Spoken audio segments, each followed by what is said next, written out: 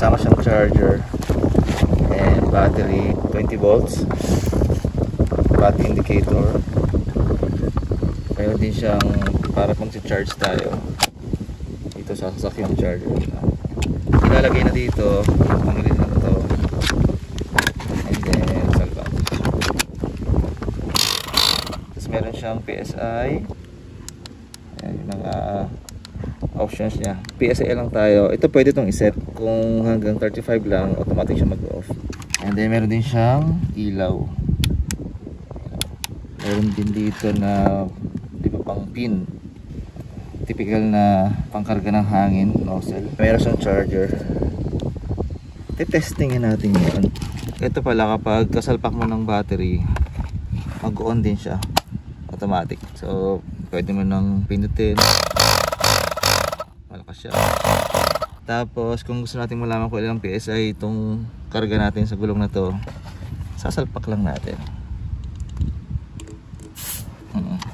Tapos makikita nyo na ito 41.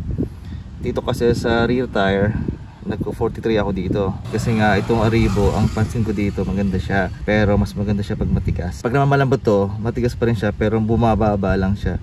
Pag nagdrive ka parang ang feeling mo bababa yung isang gulong. Gawin nating 43. Sige, so pipindutin ko lang ha. Pero sa kabilis 41,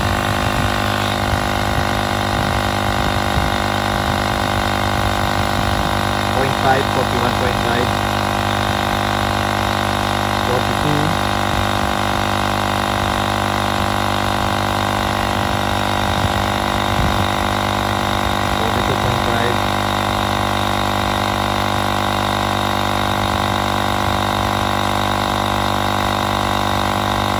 43.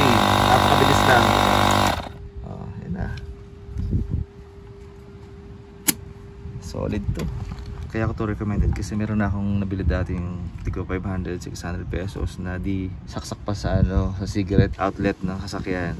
Mas gusto ko to kasi di battery. May mga review niyan, mas matagal siya, kaya niya ng 4. Nag-iinit din naman yung kanyang hose, kaya niyang kargahan yung 4 na gulong na dagdag lang. Ito naka-design itong pandagdag lang. Halimbawa gusto mo mag-add ng from 30 to 35, ganoon, game to, kaya na itong dagdagan lahat ng gulong na tigo 5. At more than that pa, pag halimbawa biyahe ako ng malayo sa bundok, hindi naman lahat ng lugar mayroong vulcanizing shop para magpakarga ng hangin. Ito, dahil meron ako nito, sobrang convenient niya sa akin, especially magdagdag ako ng hangin para magpantay yung takbo natin sa kalsada. So yan, simple lang siya. Hindi to paid ads, pero recommended to na magkaroon tayo, lalo sa mga biyahero. Simple lang ang lagay niya, dyan na siya.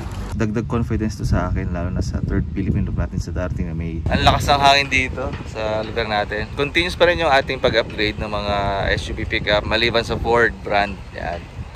So Navara, Terra, Montero, Fortuner, ganon, Hilux, Chevrolet, D-Max at saka MUX, lalo na yung bago, pwede siyang i-upgrade. So ang purpose nun, para mas consistent yung magiging alignment mo, so mas magana manibela, stable sa lubak, kahit tumama sa lubak, hindi siya malikot. Tapos pinakamalaga sa lahat, pantay ang butbut ng gulong sa front tires natin. Kaya nga itong darating na may schedule tayo papuntang Visayas sa Mindanao. So kita-kits mga kamaneho dyan, may mga listahan na ako. Message nyo lang ako sa Facebook page ko na Maneho para isama ko sa listahan. See you there this coming May summer.